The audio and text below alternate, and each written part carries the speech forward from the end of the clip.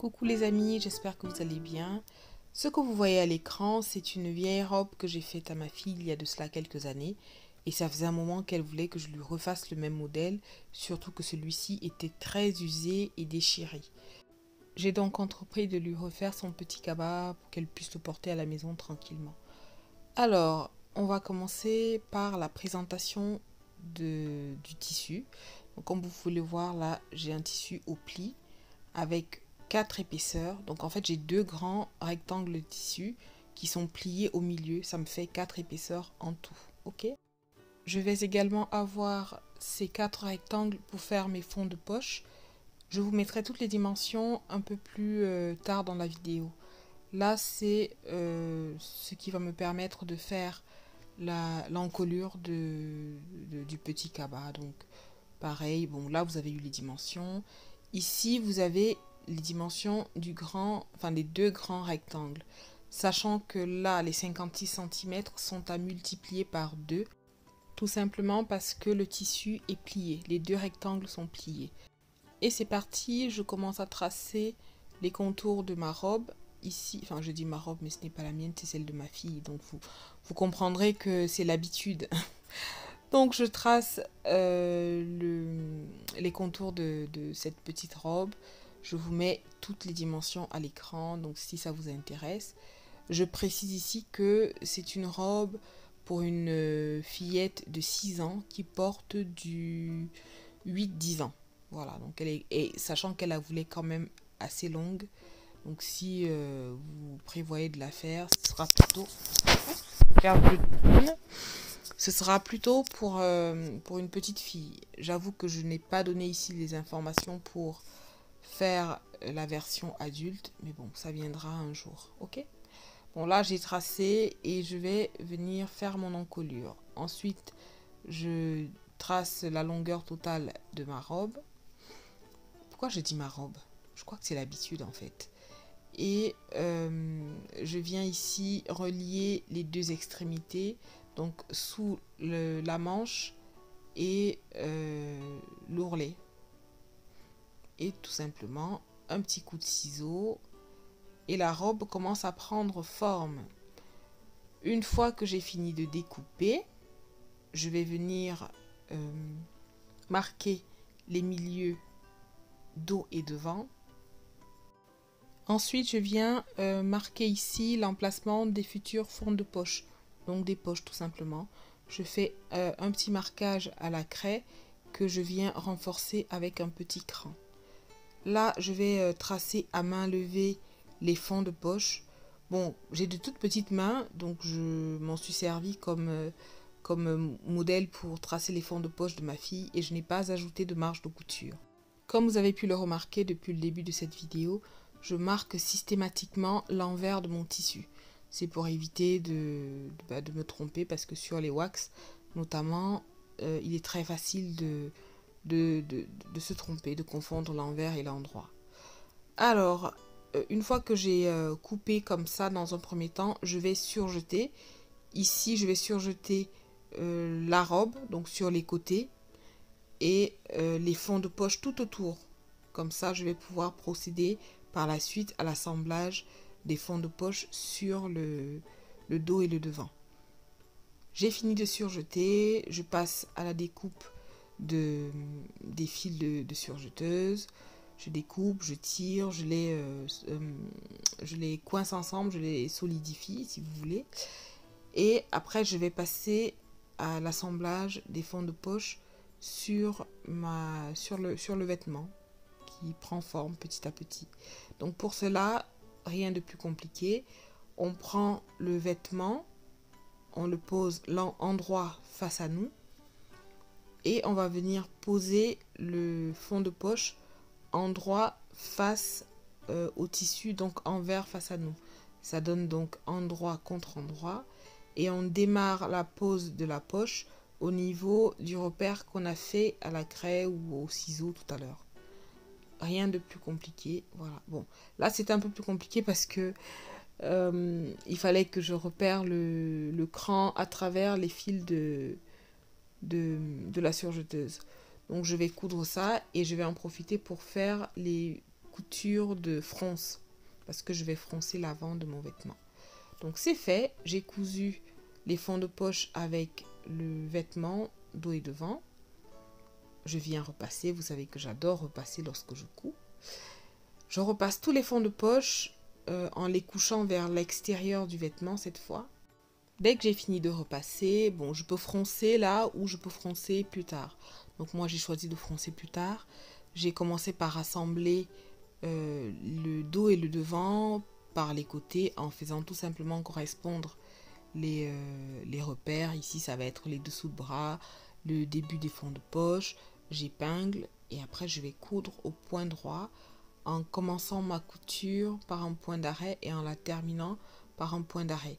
Ici, la petite difficulté réside dans le fait de bien aligner les imprimés du bas de la robe pour qu'il n'y ait pas de décalage et pour que ce soit joli. Donc avoir de jolis raccords. C'est là où réside la difficulté. Donc une fois que c'est fait, bon, je ne vous ai pas filmé ça parce que franchement, ça n'avait rien de très excitant. Une fois que c'est fait, je viens ouvrir mes coutures au fer à repasser, toujours avec un peu de vapeur. Et après, je vais commencer à froncer le dos et le devant. Pour froncer, si vous me suivez un petit peu, vous savez comment je procède. En général, je vais bloquer une épingle au niveau du milieu dos ou devant, ou les deux, si je dois froncer les deux. Et je vais tirer sur 2 des 4 fils de chaque côté en fronçant vers le milieu. Voilà, tout simplement. Je viens ensuite tracer la petite encolure, la petite encolure, en pliant mes 2 rectangles de tissu au niveau du milieu, comme vous avez vu à l'écran. Et je viens tracer, je vais vous mettre les dimensions à l'écran également. Je trace comme ça à main levée, je fais un petit arc de cercle et c'est tout. Franchement, c'est très très simple. Et je précise par contre que ça doit être doublé. Donc là, c'est pour un dos et un devant. Et il faut répéter l'opération pour avoir la doublure dos et la doublure devant. Bon, j'ai fait ça hors caméra, mais vous allez comprendre. Franchement, ce n'est pas compliqué. Donc ici, je vérifiais juste que j'avais de quoi faire passer la tête de ma fifille. Voilà, je découpe en ajoutant à peu près un centimètre et demi de valeur de couture et je marque les milieux dos et devant. Hors caméra, j'ai également entoilé ces 2 morceaux de tissu. Vous allez les voir apparaître tout à l'heure à l'écran déjà entoilés. Je l'ai fait hors caméra. Là, ce sont les doublures dont je vous parlais. Et donc voilà, j'ai entoilé pour avoir un peu plus de rigidité. Je précise qu'il faut entoiler la partie visible à l'extérieur. Voilà, la doublure n'est pas entoilée. Bon, vous pouvez si vous voulez, mais personnellement, je n'y vois pas d'intérêt. Donc, une fois que c'est fait, je vais assembler chaque pièce, donc dos et devant, au niveau des côtés. Une fois que c'est assemblé, je vais ouvrir les coutures au fer à repasser, comme vous pouvez le voir à l'écran. Ici, je suis désolée, je ne vous ai pas montré beaucoup d'opérations de couture à proprement parler, parce que bon, j'estime que ce n'est pas compliqué, que vous savez comment faire, ok? Une fois que j'ai fini d'ouvrir mes coutures, je vais assembler ma doublure et ma pièce principale à la machine à coudre. Cette fois, blablabla, cette fois-ci, je vous montre le procédé. Comme vous pouvez le voir, j'ai assemblé endroit contre endroit à 1,5 cm du bord supérieur. Et pour m'aider, j'ai tracé ma ligne de couture avec le stylo effaçable. Une fois que j'ai fini, je vais venir faire une sous-piqûre, oui, la sous-piqûre qui va me permettre de maintenir la doublure à l'intérieur du vêtement. Je fais cette sous-piqûre à peu près 1 mm du bord supérieur de l'encolure. Donc une fois que c'est fait, c'est pareil, on coud tout droit en suivant l'arrondi du vêtement, enfin de l'encolure, et on termine la couture par un point d'arrêt. Voilà, je vous montre le résultat. Vous voyez comment les coutures sont parfaitement alignées.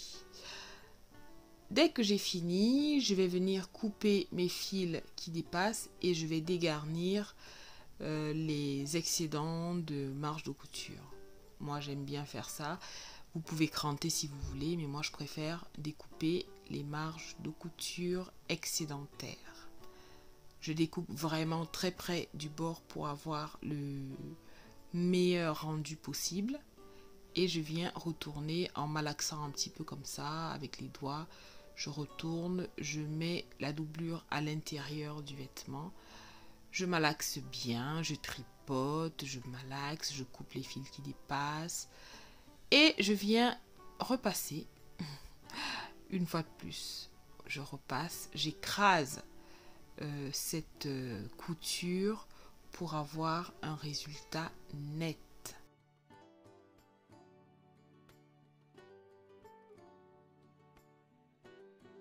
Repassage terminé, je vais vous montrer à quoi ça ressemble. Voilà, ça c'est la doublure que vous apercevez là, comme ça. Et là, c'est ce qu'on verra à l'extérieur du vêtement. Ensuite, je vais venir tracer ce qui va être la ligne de couture, la ligne d'assemblage avec le vêtement, avec le bas du vêtement.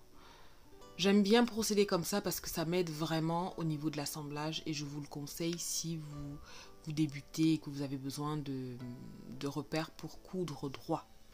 Une fois que j'ai tracé ma petite ligne d'assemblage, de couture, je viens une fois de plus écraser au fer à repasser cette ligne et voilà, et je l'écrase tout simplement. Je peux faire pareil au niveau de la doublure, mais je pense qu'ici je ne l'ai pas fait, je n'en ai pas eu besoin, mais vous pouvez très bien le faire aussi, ça aidera pour l'assemblage plus tard.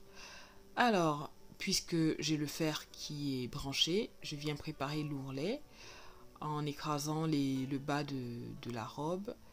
J'ai fait un ourlet un peu large à 4 cm par facilité. Je me suis dit, bon, je fais un ourlet assez long, comme ça, si jamais... enfin, pas si jamais, quand elle grandira, parce que de toute façon, elle va grandir. Je pourrais défaire l'ourlet et rallonger un tout petit peu la robe. Bon, pas de beaucoup, hein, mais ça fera toujours quelques centimètres de gagné. Au niveau des emmanchures, j'ai décidé de faire une petite finition un peu en mode billet, mais là je ne l'ai pas coupé dans le billet, je l'ai coupé dans le faux droit fil. Donc pas dans le droit fil parce que le droit fil est quand même assez rigide, donc dans le faux droit fil au niveau de la largeur parce que ça s'étire un petit peu. Donc j'ai coupé cette petite bande de 5 cm comme ça que j'ai replié au milieu, donc à 2,5, et j'ai découpé au milieu à 2,5, donc ça me faisait 2 bandes et ça a largement suffi pour faire mes emmanchures. Donc pour les faire, rien de compliqué, endroit contre endroit comme vous pouvez voir comme ça. J'ai replié, j'ai cousu et j'ai replié.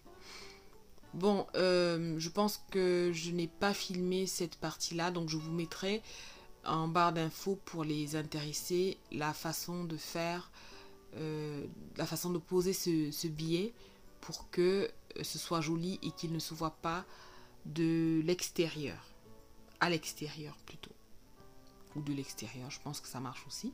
Donc je vous mettrai le lien en barre d'infos. Je fais mon ourlet ici et bah, c'est terminé. Là, alors, où est-ce qu'on en est? On en est au point où j'ai fait l'ourlet, j'ai fait les finitions d'emmanchure. Maintenant, je vais venir assembler l'encolure et le reste de la robe.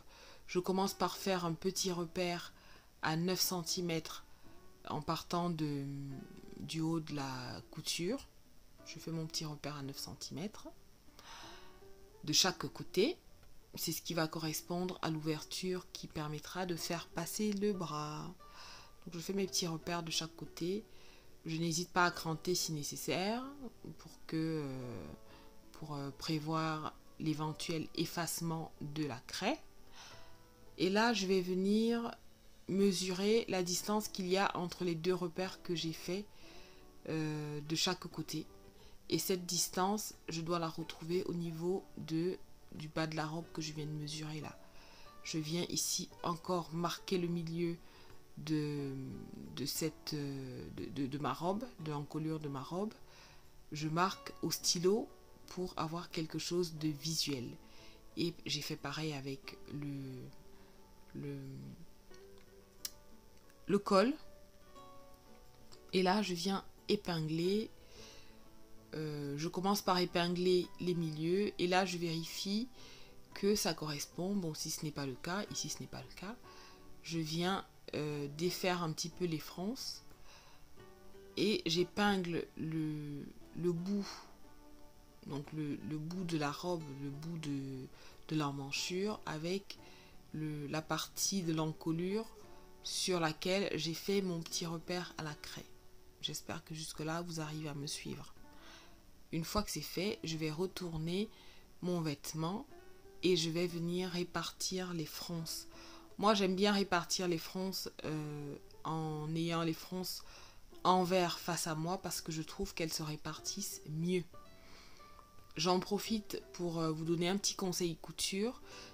Sachez que les fronces, en général, on les fait pour avoir du volume. Donc, je vous déconseille fortement de repasser vos fronces. On ne repasse pas les fronces. Jamais. C'est interdit. Interdit par la loi. Bon, j'exagère. Mais voilà, le but de faire des fronces, c'est d'avoir du volume. Donc, on ne repasse pas les fronces. Ce n'est pas comme des plis. Ok ? Alors, une fois que j'ai fini d'épingler, je fais pareil avec le dos et j'ai cousu tout ça. Voilà ce que ça a donné. Maintenant que c'est cousu, je vais venir me débarrasser des petits fils de fronce. Je tire, je me débarrasse de mes petits fils, je tire, je coupe, ainsi de suite, ainsi de suite. Bon, c'est un truc que je n'aime pas trop, mais bon, ça fait partie de la couture, hein, et au moins ça me montre que j'ai bientôt fini mon vêtement. Et j'aime bien cette partie parce que là on voit bien les fronces qui se dessinent, les jolies fronces qui donnent du volume, enfin moi je trouve ça joli en tout cas, j'aime beaucoup les fronces. Donc voilà, une fois que j'ai fini de me débarrasser de tous les petits fils de fronce, je vais venir rabattre la doublure de mon col et je viens fermer comme ça, d'où l'intérêt d'avoir marqué au fer à repasser mes lignes d'assemblage. Vous voyez que là, comme c'est déjà marqué au fer à repasser, je n'ai plus qu'à superposer les deux et à épingler. Franchement, rien de compliqué. Je fais pareil au niveau de l'intérieur. La doublure doit venir recouvrir la ligne d'assemblage précédente, mais ne doit pas recouvrir les fronces. Les fronces doivent être visibles. Donc on fait bien attention à ça. Ok ? Pour avoir de jolies fronces, il est vraiment indispensable lorsque vous faites vos deux lignes de préparation justement des fronces là, d'avoir un bon espacement entre ces deux lignes. Moi en général, je prends 1,5 cm voire 2. Je fais vraiment quelque chose de large pour être sûr que ma ligne d'assemblage se trouve bien entre ces deux lignes là. Et là vous êtes sûr d'avoir de jolies fronces. Bon, dites-moi si vous voulez une vidéo sur ce sujet là, donc au sujet des fronces. Parce que il y a quelques petits tips, quelques petits trucs, quelques petites règles entre guillemets à respecter pour avoir de jolies fronces. Je pense que je vais faire ça. Je pense que je vais faire une vidéo au sujet des fronces parce que c'est quelque chose que je fais. Je pense que mon tout premier projet couture, j'ai fait des fronces. Dès le début, j'ai fait des fronces. Si vous regardez ma chaîne, vous verrez beaucoup de vidéos de projets avec des fronces. C'est quelque chose que j'aime beaucoup. Je trouve que c'est féminin, c'est joli, et puis ça me rappelle un petit peu l'enfance. Donc voilà, si ça vous intéresse, et puis même si ça ne vous intéresse pas, je ferai quand même la vidéo parce que je pense que c'est quelque chose qui peut être utile. Bon, pendant que je vous racontais ma vie et mon amour vis-à-vis des fronces, j'ai fini d'épingler, non, même pas, j'ai pas fini. je finis d'épingler la doublure et la partie principale de l'encolure. J'épingle tout autour comme ça. Et après, je vais venir coudre. Et là, ma robe sera terminée. Bon, d'habitude, sur ce genre de projet, je fais la couture invisible. Je fais le point invisible à la main. Mais là, honnêtement, je n'avais pas envie de me prendre la tête.